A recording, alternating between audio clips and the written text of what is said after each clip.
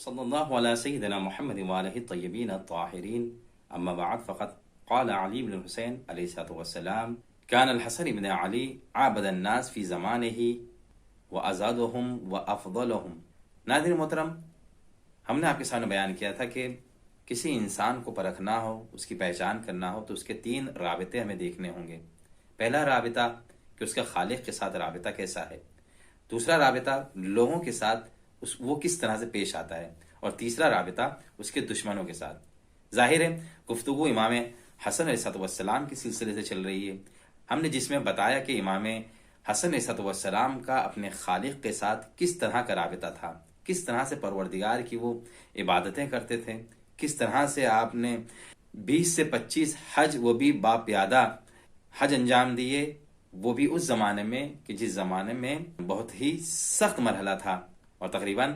مدینے سے مکے 400 یا 500 کلومیٹر کی مسافت پیدل طے کرنا۔ ظاہر ہے آپ کے پاس سواری موجود تھی، لیکن یہ خالق سے آپ کا رابطہ تھا، اس سے عشق تھا، اس سے محبت تھی کہ آپ نے باپیادہ حج انجام دیے۔ آج ہم دوسرے رابطے کی طرف اشارہ کریں گے۔ امام حسن علیہ السلام کا رابطہ لوگوں کے ساتھ کیسا رابطہ تھا۔ ظاہر ہے آپ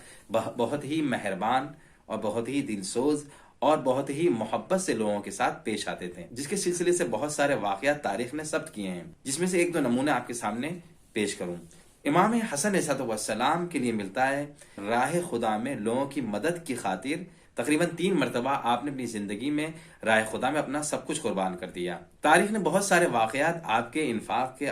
آپ کے جود و کرم کے، آپ کی سخاوت کے بیان کیے ہیں کہ آپ کس طرح سے لوگوں کے ساتھ پیش آتے تھے، چاہے جاننے والا ہو یا چاہے اجنبی ہو، ہر ایک کے ساتھ آپ بہت ہی مہربانی سے پیش آتے تھے۔ لہذا تاریخ نے لکھا ہے کہ واقعے میں کہ ایک مرتبہ ایک شخص مسجد میں آتا ہے، اور اس مسجد میں عثمان بھی موجود ہوتا ہے۔ وہ سائل عثمان سے سوال کرتا ہے کہ میں بہت گرفتار ہوں، بہت پریشان ہوں، میری بہت بڑی مشکل ہے، میری مدد کر۔ عثمان اس کو 5 درہم عطا کرتا ہے۔ وہ سائل اس 5 درہم کو اپنے ہاتھوں میں لیتا ہے اور لینے کے بعد کہتا ہے کہ میری مشکلات بہت زیادہ ہے، اس 5 درہم سے حل نہیں ہونے والی ہے، لہٰذا اس 5 درہم کو واپس لوٹا دیتا ہے۔ عثمان کہتا ہے کہ تم اس مسجد کے گوشے میں دیکھ رہے ہو کہ وہاں 3 جوان بیٹھے ہیں، تم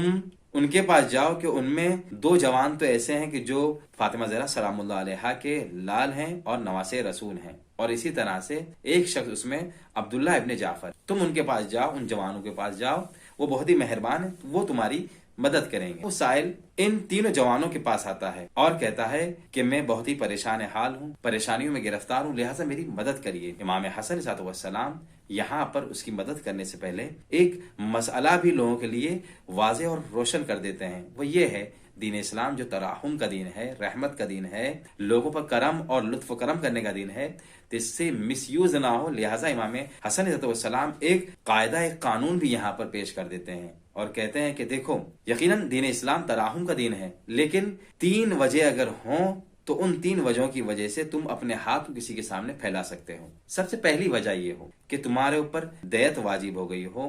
جس کو تم ادا نہ کر سکتے ہو، جس کی ادا کرنے میں تم عاجز اور قاصر ہو، تو تم کسی کے سامنے ہاتھ پھیلا سکتے ہو۔ دوسری چیز یہ کہ تمہارے اوپر اتنا زیادہ قرضہ ہو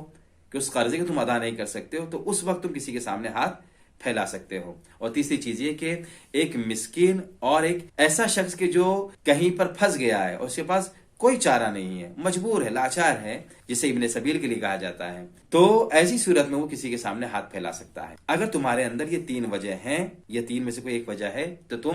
تمہاری مدد کرنے کے لیے تیار ہو۔ وہ شخص کہتا ہے کہ یقیناً اس میں سے ایک وجہ میرے پاس پائی جاتی ہے، جس کی وجہ سے میں آپ کے سامنے ہاتھ پھیلاتا ہوں۔ لہذا ناظرین محترم، یہاں پر ایک چیز یہ بھی واضح ہو گئی کہ ہمیں ہر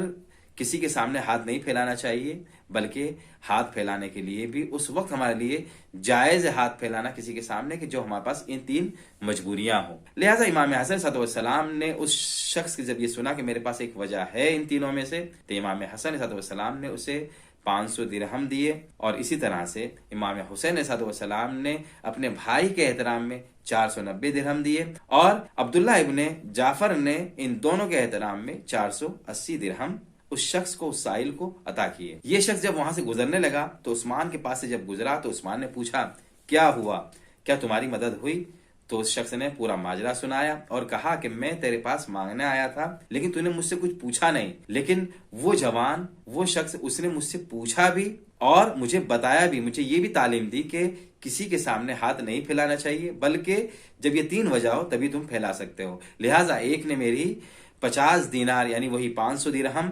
490، ایک جوان نے 490 درہم، اور اسی طرح سے ایک جوان نے میری 480 درہم کے ذریعے سے میری مدد فرمائی ہے۔ تو ناظرین محترم، اس طرح سے بہت سارے نمونے آپ کو امام حسن علیہ السلام کی زندگی میں مل جائیں گے، جو ایک اس بات کی عکاسی کرتے ہیں امام حسن علیہ السلام کا لوگوں کے ساتھ کس طرح سے رویہ تھا، کس طرح سے رابطہ تھا۔ آپ کا دسترخوان ہمیشہ لوگوں کے لیے بچھا رہتا تھا اور ہر شخص اس سے آ کر بہرامند ہوتا تھا۔ اسی طرح سے اگر کوئی دشمن بھی ہے، کوئی برا بھی آپ کو کہہ رہا ہے، تو آپ اس کے ساتھ بھی بہت ہی مہربانی سے پیش آتے تھے۔ لہٰذا وہ واقعہ مشہور ہے کہ ایک شامی شخص آتا اور امام حسن علیہ السلام کے سامنے جسارتیں کرتا ہے، آپ کو گالی دیتا ہے، آپ کو برا بھلا کہتا ہے، لیکن امام حسن علیہ السلام مسکراتے ہیں اور مسکرانے کے بعد کہتے ہیں کہ اگر تو مسافر ہے اور تیرے رہنے کا انتظام نہیں تو تیرے رہنے کا انتظام کر دوں، اگر تیرے پاس پہننے کو لباس نہیں تیرے لیے لباس کا انتظام کر دوں، اگر تیرے پاس کھانے کو نہیں تو تیرے کھانے پینے کا بھی انتظام کر دوں۔ وہ شخص جب امام حسن علیہ السلام کا یہ رویہ دیکھتا ہے، بے ساختہ کہتا ہے کہ اللہ یعلم حیث یجعل رسالتہ، کہ بے شک پروردگار بہتر جانتا ہے کہ اپنی رسالت کو کس کے خاندان میں رکھے۔ ایک اور نمونہ جو ہے آپ دیکھ سکتے ہیں کہ ایک مرتبہ آپ نے دیکھا کہ غلام ہے، وہ زمین سے روٹی کے کچھ ٹکڑے کو اٹھا رہا ہے، اسے بوسہ دے رہا ہے، اس کا احترام کر رہا ہے۔ امام حسن علیہ السلام جب اس رویے کو دیکھتے ہیں تو اس غلام کو بھی رائے خدا میں آزاد کر دیتے ہیں۔ تو ناظرین محترم، امام حسن علیہ السلام کا لوگوں کے ساتھ جو رابطہ تھا، ایک بہت ہی دل سوزانہ رابطہ، بہت ہی آپ مہربان تھے اور بہت ہی لطف و کرم کے ساتھ لوگوں کے ساتھ پیش آتے تھے۔ تو ہمیں بھی کوشش کرنا چاہیے کہ ہم لوگوں کے ساتھ، بالخصوص اپنے اہل و عیال کے ساتھ، بہت ہی مہربانہ طور پر، دل سوزانہ طور پر پیش آئیں، ان کی مشکلات کو حل کریں، ان کی پریشانیوں کو دور کریں۔ والسلام علیکم ورحمۃ اللہ وبرکاتہ۔